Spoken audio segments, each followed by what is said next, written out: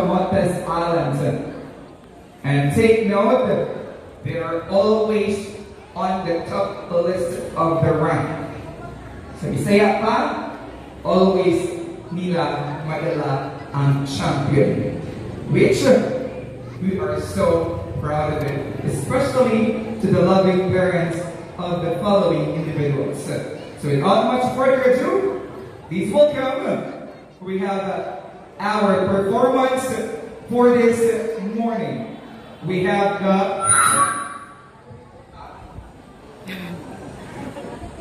from the Consuelo Junior Reborn.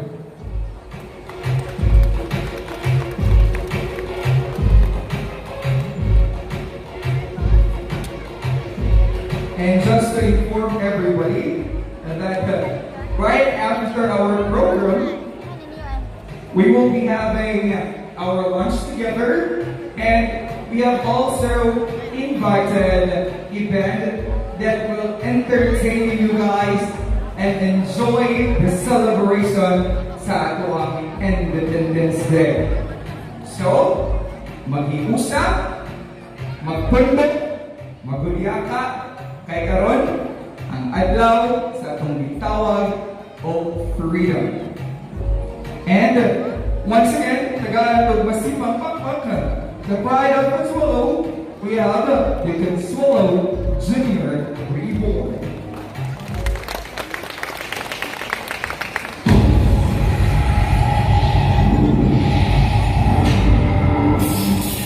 Ang pagbundrag ay katambal ng kapayapaan. Kung mayroong kapayapaan, buhay ang masok ng pagbundrag. Ito aking tula ay inialay ko sa lahat ng kasama ko na sundalo na nag-uwis ng buhay. Lumalaban sa kapayapaan, katahimikan at seguridad ng ating bansa. Aking Pilipino, ako ay isang sundalo, nilingkod ng tapat sa mga tao. Mahimbing na tulog niyo sa gabi, kami naman ay gising nakabantay sa inyo.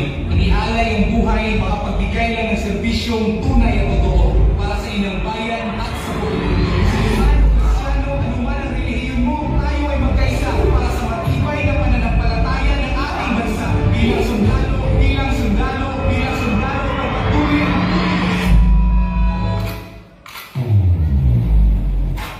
1,433 to date ang mga rebuilding na ninaong ni surrender o ibalik sa gobyerno. There comes a time when we hear certain calls, when the world comes together as one. There are people dying. When it's time to look down to the greatest gift of all. And all of these 18,433 were either given livelihood, were given housing, were given the opportunity na mag-school sila magtuturo, makapacitate sila para ma-upgrade ang ilang mga skills na gusto nilang sudlan ang mga trabaho. I'll smile, know what it takes to fool this star. I'll do it till the sun goes down, and I'll pull the night down. Oh yeah, I'll tell you what you wanna hear. Keep my sunglasses on my lash and teeth. It's now the right time. Yeah, yeah.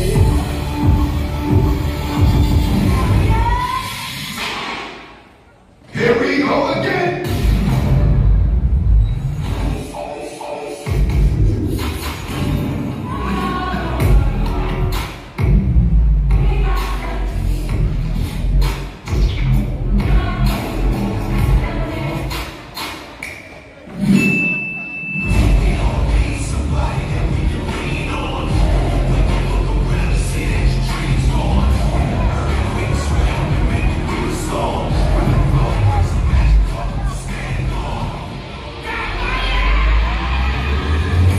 Sa kagandahan hatid ng kawalang presensya ng mga NBA, nagbalik loob sa pamahalaan ang nasa 83 mga regular na miyembro ng CBP-NBA.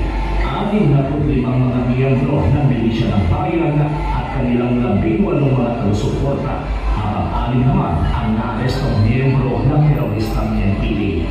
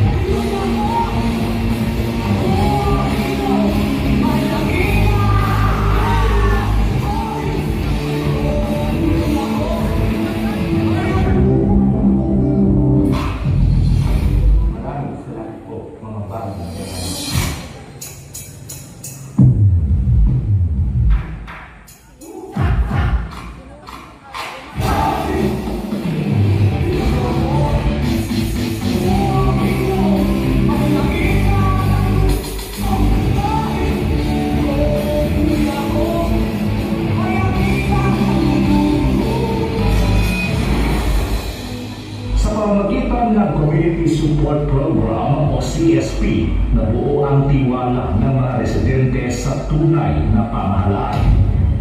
Kung kaya sa ating mga kabataan sa bawat pamilya at komunidad, sama-sama nating tapusin ang insurhensiya upang makamit ang kapayapaan tungo sa ating kaunlaran.